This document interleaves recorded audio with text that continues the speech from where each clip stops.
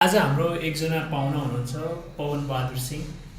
उहाँ चाहिँ +2 को इक्जाम सकेर घर जाने कि नजाने भन्ने टुङ्गो उहाँले लगाउन सक्नु भएको छैन।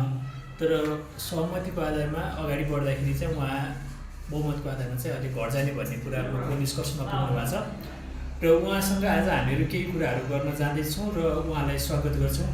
स्वागत छ पवन बहादुर सिंह। नमस्कार, म पवन सिंह, पश्चिम प्रदेश बझाङ जिल्ला थलारा गाउँपालिका वडा नम्बर 9 सिरेटामा बस्ने मान्छे हो।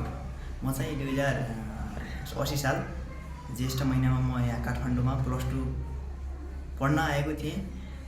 सोही अब +2 को इक्जाम सकिएर म चाहिँ अब घर जाने कि यतै बसेर के गर्ने, ल म के सिक्ने कि घर गएर यहाँको फ्रेस हावा खाने भन्नेमा म दोधारमा थिएँ। अनि मैले पनि सोचेर मैले सम्पूर्णलाई घरका अभिभावकहरू दाइ आफन्तहरूलाई भने के गर्दा ठिक होला, उचित होला भन्ने विषयमा। अनि निष्कर्ष चाहिँ के आयो भने घर जा भन्नेमा पुग्नु भएको छ अहिलेसम्म चाहिँ होइन। त्यो पनि निश्चित चाहिँ छैन। म चाहिँ अब त्यो क्रममा चाहिँ म अगाडि बढ्दैछु। अब के हुने थाहा छैन। हजुर, तपाईँले हामीहरू एकछिनपछि त्यो कुराहरू सबै समावेश गर्नेछौँ। प्रथममा चाहिँ तपाईँको इक्जाम +2 को चाहिँ कस्तो भयो होइन? तपाईँको त कहिले इङ्ग्लिस मिडियम कहिले नेपाली मिडियम पढ्दै आउनु भएको स्टुडेन्ट, अहिले हाल चाहिँ अब एकदम साइन्स, त्यो पनि अब इङ्ग्लिसमा पढ्नुपर्ने कस्तो गाह्रो भयो, कस्तो महसुस रह्यो तपाईँलाई +2 को इक्जाम? अनि क्वेसन कस्तो आयो त तपाईँले? हजुर, यो प्रश्नको लागि म आभारी छु यहाँ समक्ष। म चाहिँ तपाईँले ठिक भन्नुभयो, म चाहिँ कहिले इङ्ग्लिस मिडियम कहिले नेपाली मिडियममा चाहिँ पढेको विद्यार्थी हो। अब साइन्स पढ्ने मेरो इच्छा थिएन, म पढ्ने मेरो अब चाहना पनि थिएन। तर 81 म काठमाडौँ आएँ अनि मलाई चाहिँ साइन्स पढ्न अब फोर्स चाहिँ गर्नु भएको छैन। मैले आफै सोचेँ साइन्स पढ्दा राम्रो होला, खै हुन्छ कि भन्ने सोचेर म साइन्स पढेँ।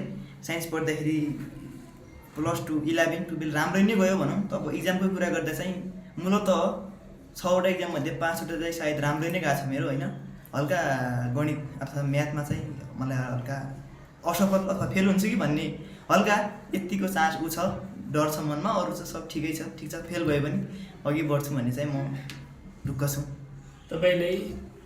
तपाईँको मेहनत गरे अनुसार तपाईँले चाहिँ पास हुन सक्छु भन्ने तपाईँलाई सम्भावना लागे तापनि क्वेसन पेपरको आधारमा चाहिँ तपाईँले पास हुँदैन कि भन्ने आशा पनि गर्नुभएको छ तपाईँले? हजुर, त्यस्तै भनौँ। अब त्यस्तै छ। तपाईँलाई चाहिँ फेरि पनि बेस्ट होला, एकदमै राम्रो रिजल्ट आओस् र भविष्यमा राम्रोसँग अगाडि बढ्नु होला। अनि अर्को प्रश्न चाहिँ तपाईँ घर जानुहुन्छ अब? त्यसो भए तपाईँको अगाडि पनि तपाईँले भनिसक्नुभयो म चाहिँ घर जान्छु भनेर। कहिले चाहिँ जानुहुन्छ अब? अब 2-3 दिन भनौँ। म अहिले निष्कर्षको टुङ्गोमा पुगेको छैन, मैले भनिसकेँ। अब घरका अभिभावकहरूले भनिसकेपछि म जाने भन्ने उमा पुगेको हो होइन। तर अब हेरौँ, 2 दिन छ समय। म सायद 6 गतेको बेलुकासम्म चाहिँ म यसलाई पारित गर्छौँ कि घर जाने कि नजाने। म त्यसरी थाहा हुन्छ। हजुर, अब अहिले चाहिँ थाहा छैन है मलाई खास। तपाईँ चाहिँ घर जानुहुन्छ, तपाईँको घर चाहिँ बझाङ भन्नुभयो तपाईँले? हजुर, बझाङ चाहिँ जयपृथ्वी बहादुर सिंह जन्मेको ठाउँ। हजुर, एकदम। अनि चाहिँ उहाँलाई चाहिँ नेपालको एसियाकै कि नेपालको चाहिँ दोस्रो गौतम बुद्ध भनेर भन्नुहुन्छ? हजुर, एसियाको चाहिँ दोस्रो गौतम बुद्ध भनेर भन्नुभएको छ। अनि चाहिँ उहाँको बारेमा केही कुराहरू थोरै भन्न सक्नुहुन्छ कि के छ? अब जयपृथ्वी बहादुर सिंह भनेको म पनि आफै पनि सिंह हो होइन। हजुर, उहाँ चाहिँ राजा हुनुहुन्थ्यो राज परिवारका। तपाईँ राज परिवारको मान्छे हुनुहुन्छ? हजुर, एकदमै म राज परिवारको मान्छे हो। हजुर हजुर। अब उहाँ चाहिँ बझाङ्गी राजा हुनुहुन्छ। हजुर। हामी चाहिँ 22 र 24 राज्य अन्तर्गत, म चाहिँ थलारी राज्यमा पढ्छु, थलारा राज्यमा पढ्छु। थलारा राज्य अन्तर्गतको मान्छे हो म चाहिँ थलारामा। दुईवटा राज्य चाहिँ बझाङको हुन्, एउटा 22 एउटा 24? हजुर, होइन 22 24 राज्य मध्ये 22 राज्य अन्तर्गत बझाङ र थलारा मध्ये म चाहिँ थलाराको मान्छे हो। उहाँ चाहिँ बझाङ्गी राज्य। हजुर हजुर हजुर। त्यस्तैमा उहाँ चाहिँ अब जन्मको आधारमा चाहिँ उहाँ 1934 सालमा भाद्र 7 गते जन्मनुभयो हो। उहाँले चाहिँ शान्तिको लागि होइन, आफ्नो शिक्षाको लागि आफ्नो पुरै हाम्रो जीवन नै त्याग्यो भनौँ न। अब त्यस्तै गर्नुभयो। अब धेरै राम्रो छ। उहाँको जिल्लाको मान्छे भनेर चिन्छन् मलाई पनि कति +2 का साथीभाइहरूले होइन। जहाँ पनि गए त्यो त बझाङ जयपृथ्वी बहादुर सिंह भनेर चिन्नुहुन्छ। उहाँको लाग्दा चाहिँ म प्रख्यात भनेर चिनिन्छु। त्यही चाहिँ खुसी लाग्छ, मेरो जिल्ला चिनिन्छ, खुसी छ। हजुर, हामीहरू पनि हेर्छौँ उहाँको बुक, उहाँको पुरानो इतिहास पढ्दाखेरि उहाँको भन्दा नि नेपालको इतिहास पढ्दाखेरि उहाँको नाम समावेश हुन्छ। अनि खुसी लाग्छ आज तपाईँ चाहिँ उहाँकै नाति भनौँ न बजाइने हजुर राजाको नाति नै आज हामीसँग उपस्थित भइसक्नु भएको छ अनि कुरा गर्दै हुनुहुन्छ भनौँ। अनि तपाईँ बजाङ हिमाली जिल्ला हजुर हिमाली जिल्ला एकदम रोड चाहिँ रोडबाट त हिँड्नुपर्छ होला कस्तो छ बाटो यस्तो घाटो अनि गत सालहरूमा चाहिँ रोड चाहिँ काटिएका थिए हजुर त्यो चाहिँ पुरै चाहिँ गाउँमा चाहिँ पुगेको छैन भनौँ तर हाम्रो गाउँभन्दा लगभग तलसम्म पुगेको छ रोड चाहिँ पिच चाहिँ भएको छैन हेर्नुहोस् हाम्रो क्षेत्रमा पिच चाहिँ भएको छैन तर अब सायद अब अर्को अब भन्नाले अबका यिनी नेताहरूले चाहिँ पिच गर्छन् होला भन्ने ढुक्क छु म पिच चाहिँ भएको छैन अब रोड पुग्यो भनौँ कि नपुग्यो भनौँ तर पुगे नै भनौँ अब चाहिँ पुगिसकेको छ रोड चाहिँ तपाईँ 2072 साल जब नेपाल संहिताको ढालतिर गयो संहिता 72 सालको संविधान जारीसँगै संहितामा आयो नेपाल त्यो छँदा चाहिँ तपाईँ सानै हुनुहुन्थ्यो होला लगभग त्यति एज चाहिँ नभएको होला 10-11 वर्षको हुनुहुन्थ्यो त्यो इतिहासमा चाहिँ तपाईँलाई त्योभन्दा अगाडि के थियो त्यो बारेमा त्यति ध्यान नहोला किन तपाईँले चाहिँ त्यसको लागि चाहिँ अलिक पुरानो कुराहरूको चासो राखेको हुनुपर्छ ल ठिक छ त्यो कुरा भयो अनि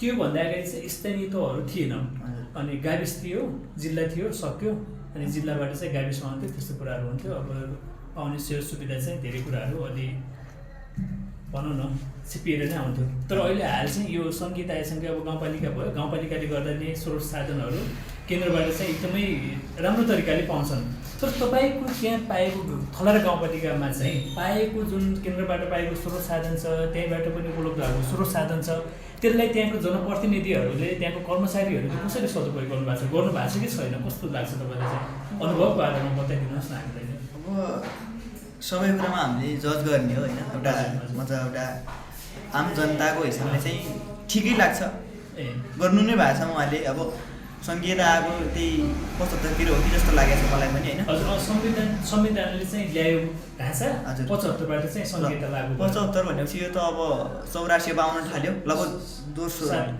1 दशक हुन थाल्यो अब भनौँ 1 दशकमा चाहिँ अब विकास भन्ने कुरा 1 दशकमै 2 दशकमै सम्पूर्ण अब हुने कुरा त होइन पक्कै पनि होइन मान्छेको विकास पनि यति लाग्छ करोडौँ भन्नाले अब लाग्छ दिनहरू लाग्छ अब अहिलेसम्मको हिसाबमा चाहिँ ठिकै लाग्छ मलाई गरि नै रहनु भएको छ हाम्रो क्षेत्रका जनप्रतिनिधिहरूले ठिकै गर्नु भएको छ अब आफ्नो आफ्नो क्षेत्रबाट राम्रै योगदान दिनुभएको छ जस्तो लाग्छ त्यही नै अब निष्कर्षमा पुग्नु अब यो उसको विकासको लागि चाहिँ अब गएपछि गाउँमा के गर्नुहुन्छ त अब यो 3 महिनाको दौरानमा चाहिँ अब 3 महिने 6 महिने भन्नेमा मेरो फिक्स छैन हजुर होइन अब म कतिखेर पुग्छु अब यहाँबाट गएपछि चाहिँ मेरो फिक्स छैन म कहिले आउँछु म उतै पनि बस्न सक्छु उता गएर के गर्ने अब गाउँघरमा रमाइलो हुन्छ होइन 1 वर्ष भयो नगएको अब नगएको 1 वर्षमा भनेपछि अब गाउँका साथीभाइहरू हुनुहुन्छ होला अनि तलको खेत माथिको वन अनि यताउता अब सब छ अब रमाइलो हुन्छ नि गाउँमा पक्कै पनि सबै रमाइलो मान्छे होला लाग्छ मलाई चाहिँ है ल अनि अर्को कुरा भनेको चाहिँ हामीले एकदमै अलिक नराम्रो कुराहरू सुन्न आयो त्यहाँ चाहिँ एउटा हात्ती ट्र्याक्टर भन्ने आएको रहेछ गाउँमा होइन त्यहाँ चाहिँ अब सञ्चालक रहेछन् एकजना चाहिँ अब सिङ्जी नाम चाहिँ होइन उहाँको छोराले चाहिँ काठमाडौँबाट के भन्नुभयो त भनेर चाहिँ अब म आउन सक्ने होइन गाउँमा योपालि चाहिँ हात्ती ट्र्याक्टरलाई नजोतेर अब आधुनिक अब त्यो परम्परागत रूपमा चाहिँ आफ्नो काम गर्नु होला गाउँको मान्छेहरूलाई गर्न दिनु होला भनेर भन्नुभएको रहेछ त अनि उहाँको बुवालाई चाहिँ तपाईँ गाउँमा गएर के भन्नुहुन्छ त अब छोराको पैसा नलाग्नु भन्नुहुन्छ कि होइन गरे जति चाहिँ सहयोग गरिदिनुहोस् भन्नुहुन्छ के सुझाव दिनुहुन्छ त अब यो चाहिँ एकदमै यो खेतीपातीको नजिकको समयमा अब यस्तो छ हेर्नुहोस् यसमा म के बोल्न चाहन्छु भने यो विषयमा अब हाम्रो लगभग 1 वर्ष भनौँ 1 वर्षमा चाहिँ अब हामीले प्राय हाम्रो गाउँको 90% मान्छेहरूले चाहिँ मङ्सिरको महिना चाहिँ ट्र्याक्टरकै काम गर्नुभएको छ उहाँहरूले 90% भनेको त धेरै हो नि त आँकडा अनुसार पनि अब 90% त अब लगभग 100% भन्दा पनि भयो 90%लाई अब केहीहरूले चाहिँ गर्नु भएको छैन अब चटक्कै सुरु गरेर चटक्कै छाड्नुभन्दा त्यसलाई अझ झन् होइन 2-4वटा मान्छेहरू जनशक्तिहरू उत्पादन गरेर झन् अब त्यसको त अब आधुनिककरणको त अब हामीले आफैले गर्ने हो होइन अब उहाँको देखेर अरूले गर्ने हो अरूको देखेर अरूले गर्ने हो त्यसमा हामीले बढाउनु हो उहाँको छोराले पनि कुनै आफ्नो बाध्यता अनुसार होइन त्यत्रो पढे लेखेको छोरा मान्छे त्यो पनि प्राविधिक कृषितिर लागेको मान्छे अहिले आएर अनि बाउलाई त्यस्तो दबाब दिनु चाहिँ नहुनु पर्ने थियो कि उहाँको छोरामा ज्ञानको कमी हो र होइन ज्ञानको कमी चाहिँ नहोला उहाँको अब आर्थिक नभनौँ पारिवारिक चाहिँ हिसाबमा चाहिँ अब उहाँले के भन्न खोज्नु भएको छ होइन सायद अब उहाँले भन्नुभयो म चाहिँ हुँदैन सोच्नु भएको होला उहाँले पनि अनि उहाँले त्यही भन्नु सोच्नुभयो होला। उहाँको बुवाले चाहिँ के भन्नु खोज्नुभयो भने उहाँको बुवाले चाहिँ एउटाले चाहिँ एउटा मात्रै छ कि हाम्रो गाउँमा फेरि ट्र्याक्टर चाहिँ त्यस्तो भनेर एक दुईवटा छैन, 3वटा छ कि 4वटा छ छन छ। अब मेन चाहिँ उहाँकै हो। त्यसरी चाहिँ 4वटा भएका कारणले अब उहाँलाई म दोष लाउन चाहन्छु आवाज छोरालाई होइन, ठिकै भन्न चाहन्छु। हजुर धन्यवाद हजुर, यहाँलाई पनि धन्यवाद।